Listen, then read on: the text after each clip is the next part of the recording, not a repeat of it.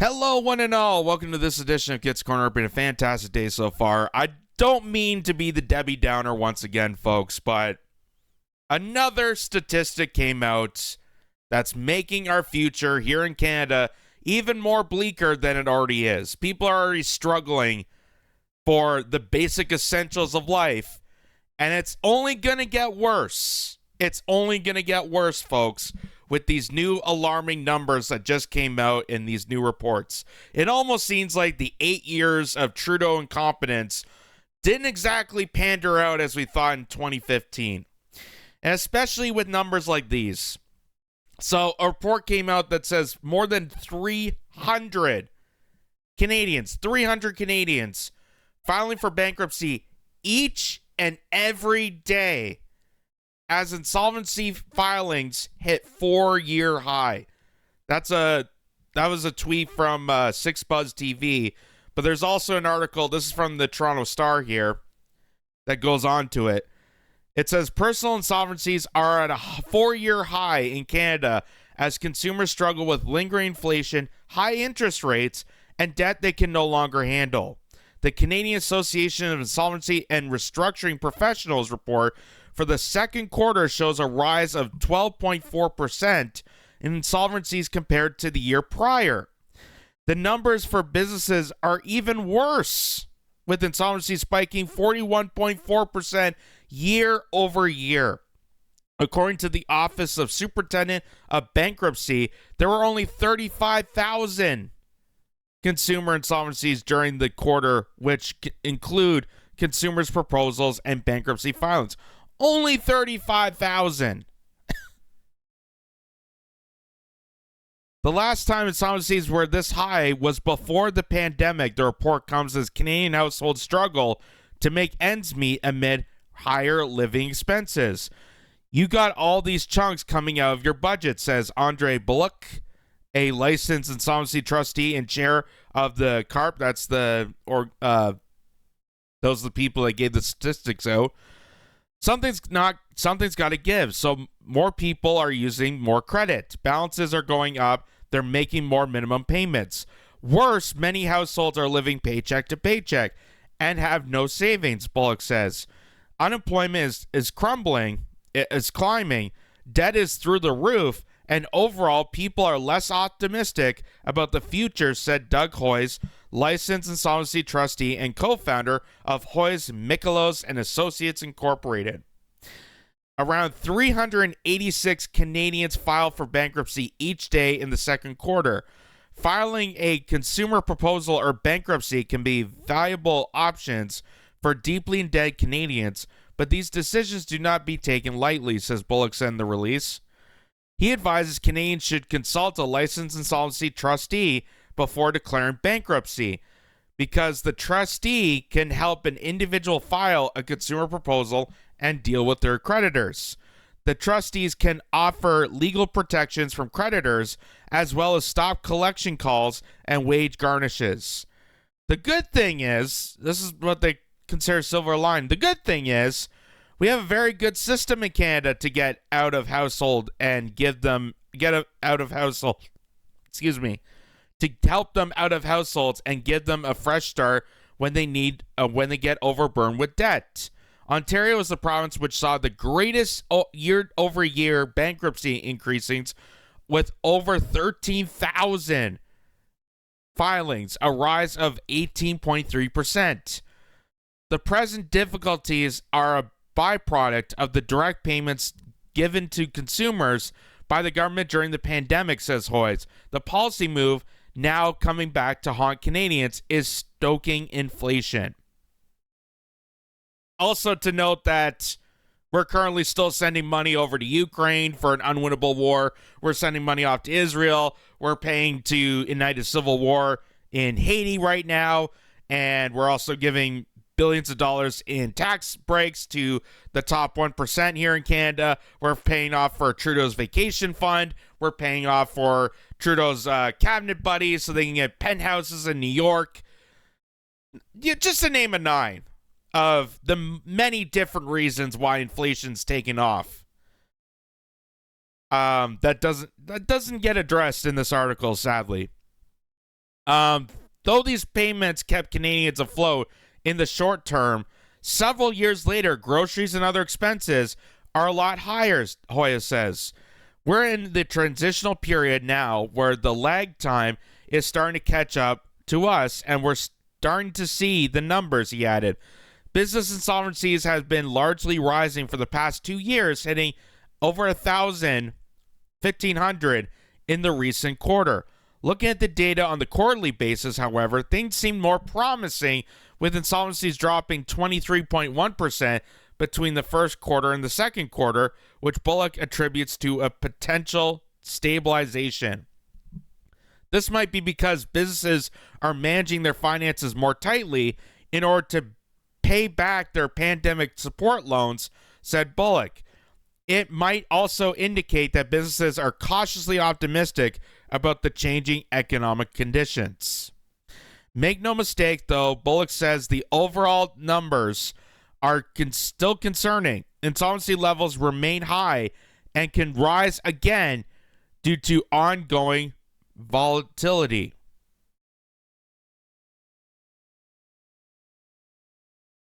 You know, people say that Canada is turning into a third world nation, and I'd just like to say I find it even worse than a third world nation, because third world countries like Africa, continents like Africa, not countries, continents like Africa, at least they don't have to deal with the endless struggle of calling a bank support line. At least they don't have creditors constantly on their back, mostly because they don't have phones. But this is just crazy. This is just crazy, and they're trying to make it like, well, it's not as bad as people think. You know, we still had a lot of businesses shut down due to the pandemic. We told all these small businesses that were actually more viable towards the health restrictions, the loony health restrictions that didn't make any sense. They were more complacent with that than Amazon or Walmart. But large businesses like them were able to remain open, and yet your coffee chain, your local diner was forced to shut down. Forced to shut down, lose their business entirely, and give the empty promise by the government by saying, if you shut down, we'll support you. And this is the outcome. This is the outcome. Just remind people that 70% of businesses, small businesses, just in Toronto alone, shut down permanently and will cease to exist. 70%. So here's also a part of this too. This is from Wiretap Media. And they say the Trudeau government's small businesses COVID-19 relief fund caused a massive spike in insolvencies for the Canadian small business community, leading to bankruptcy and small business closures in 2023. According to the governor of the Bank of Canada, Tiff Macklin, there was a big spike in small business insolvencies in Canada over the past year due to higher interest rates and government handouts. Macklin did not outright say the government was responsible. Of course not. Why would you bite the hand that feeds you? However, he concluded the delinquent numbers of the Canadian small business community were indebted to the government and not Canadian financial institutions. So listen what this guy has to say. Yeah, good morning. You mentioned a surge in small business insolvencies. What are the implications of the broader economy of that surge? So we go into that in some depth. There's a box one actually in the report digs into this. A couple things I would highlight here in getting to your question. As the report highlights, we have seen quite a sharp increase in bankruptcies of small businesses. These are quite, in general, I mean, there's a range, there's a distribution, but in general, they are fairly small. Some of this looks to be, call it catch up. We went through a period of very unusually low numbers of bankruptcies through the pandemic. Interest rates were at emergency low levels. There was a whole range of government support programs. Obviously, interest rates have come up. Government support programs have ended. they need to pay back. In one case, for the case of one program, they need to pay back the money. So you have seen a big increase.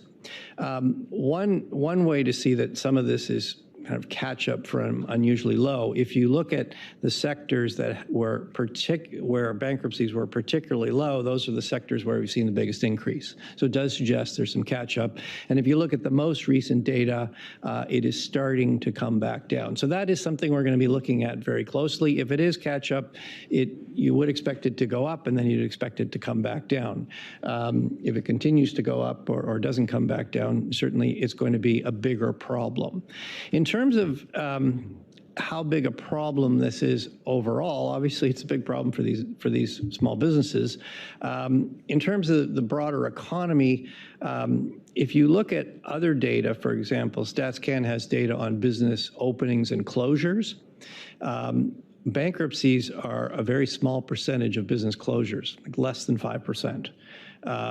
So, in other words, businesses close for many other reasons than bankruptcy. And if you look at business closures overall, they're at pretty normal levels. And similarly, He's arguing that it's pretty normal levels for businesses to just close up randomly, not stating bankruptcy, not stating inflation, the cost of running a business, the cost of having that burden to run the business, but then also have employees that can manage that business, having all that tied together while you're aiding, and bailing out large institutions like Loblaws, for example, or Bell Media or Rogers Communications, giving them the highest bailouts to keep them afloat, and small businesses are just closing up wildly across all of Canada. Go to your major, even major cities.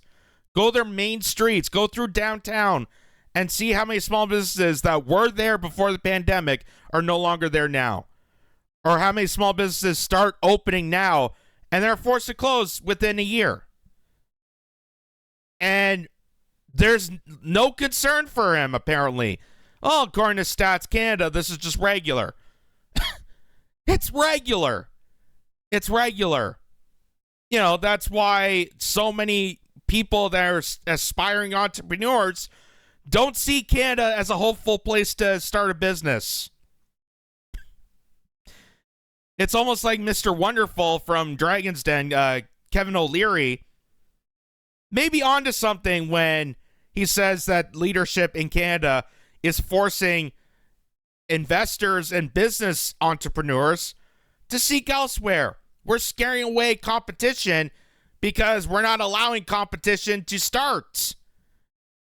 You even look at well-known Canadian brands, Tim Hortons, Canadian Tire, Giant Tiger, like all these well-known Canadian institutions, they're bought out by international hedge funds. They're no longer Canadian institutions. And if you are a hopeful small business that's still flourishing, congratulations. I feel proud for that. But this is how they're just treating small businesses. It's no big deal. No big deal. So 300 or so more Canadians each day are filing for bankruptcy. There's no need to criticize government control. There's no need to regulate how we're spending money. I mean, your money. There's no need to look into that. Meanwhile, your favorite small coffee chains, or if you have like a restaurant that you go to in your local community that you've been there for years, they're shut up. They're shut down during the pandemic. They were shut down because of the cost of inflation to keep the business running. And, you ask a lot of these small mom and pop stores now, they don't know if they're going to even stay around for the rest of the year because it's just how things are going. And this is the response they give. It's no big deal. Let live. So what? They close a bunch of businesses. At least, big chain stores. At least the huge conglomeracies, can still operate.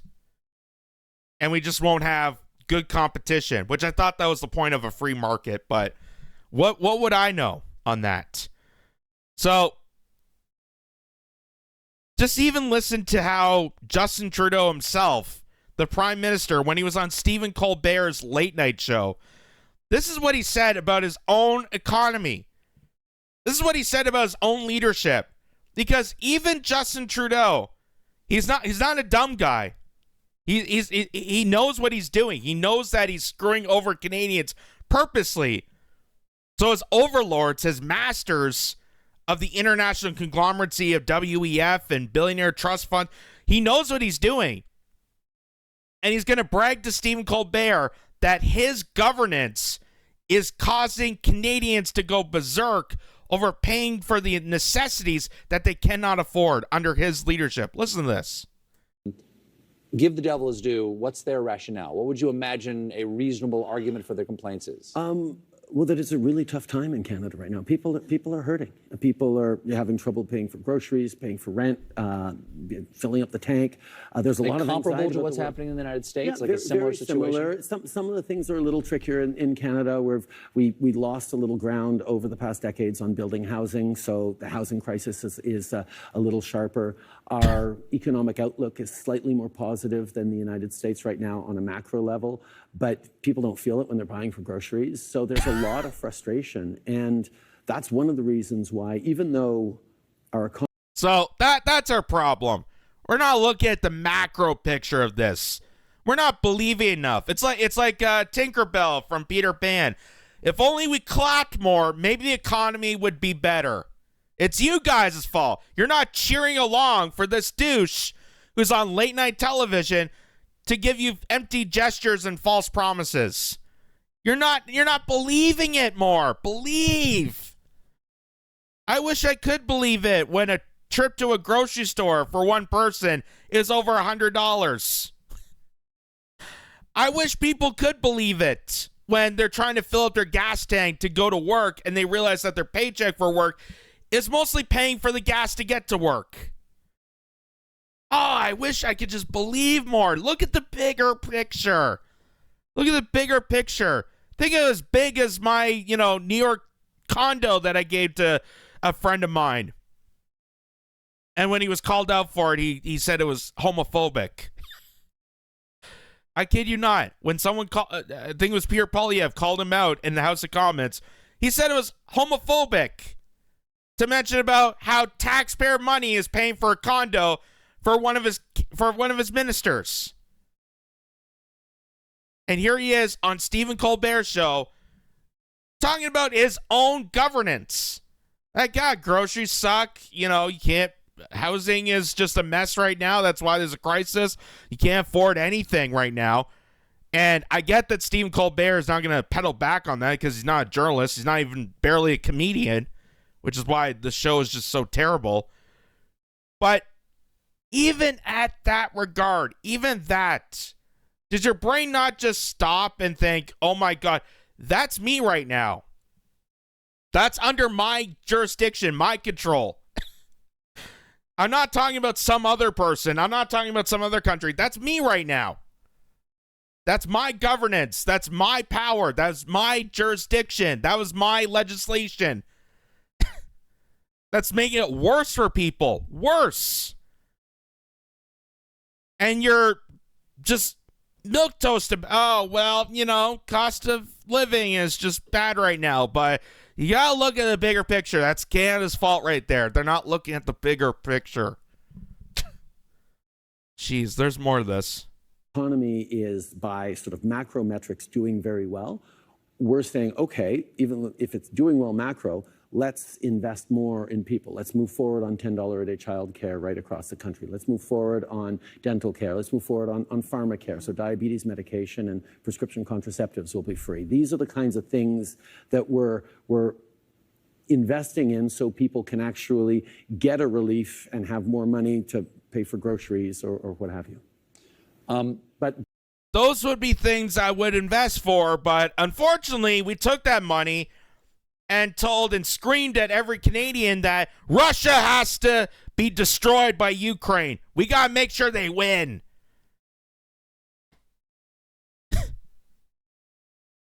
Right now, NATO is blackmailing Canada and suggesting that we got to gear up for more war by saying we got to spend more in slaughtering other countries. So, even like all these ridiculous promises, the $10 childcare, the dental plan that's going to cover every, it's not going to be feasible. It's not going to happen because there's going to be some hurdle in the way that's going to say, oh, we don't have the money for it. It's like Medicare for all in the United States. Oh, it's a good idea, but politicians, because they're bought to you by big pharmaceuticals, brought to you by the military-industrial complex, brought to you by other billionaire investors and BlackRock and State Street and Vanguard that don't care at all about a nation's health whatsoever. They don't see the world as nations. They see it as international trading and funds, and these are just the stooges you have to deal with. Justin Trudeau is the mascot of Canada. He's not a prime minister. We're being controlled by overlords of a global scale.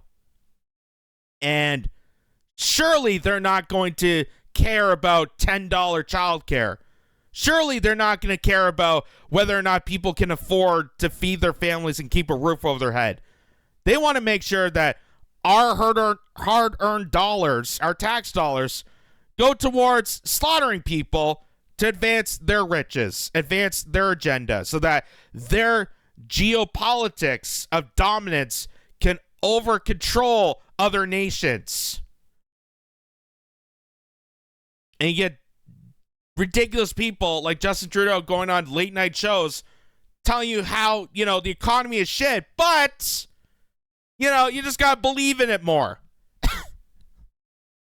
Just like Stephen Colbert's monologue when the start of the ridiculous Russia-Ukraine war started.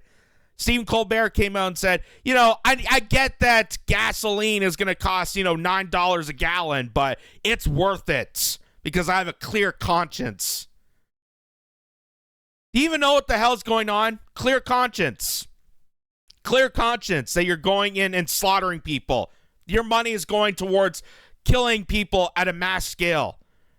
Clear conscience for $9 of gasoline that people are struggling to pay for so they can get to their jobs, to work paycheck to paycheck, to barely afford the necessities of life. And none of you schmucks really care about it. Because Stephen Colbert didn't lose his job during the pandemic. This guy didn't lose his job during the pandemic. But a lot of people did. And they're angry, they're pissed off, and they're even more so now because here we are in 2024. 4 years. 4 years after the initial start of the lockdowns. Where things are supposed to be better. Things are supposed to look up. Oh, we're investing back more into our communities after the horrific scare of the pandemic. And they're completely turning away. They're giving you the cold shoulder. They could not care about you. And this is just the perfect example of this. Over 300 Canadians a day are filing for bankruptcy, and they're shrugging their shoulders like, whatever. Doesn't matter to me. Doesn't matter. The plebes will just continue on. The peasants are just going to have to live in dirt. Doesn't matter to me because I still have a job. I still, serve my overlords. And it doesn't matter. I'm not obligated to deal with Canadian issues for all Canadians.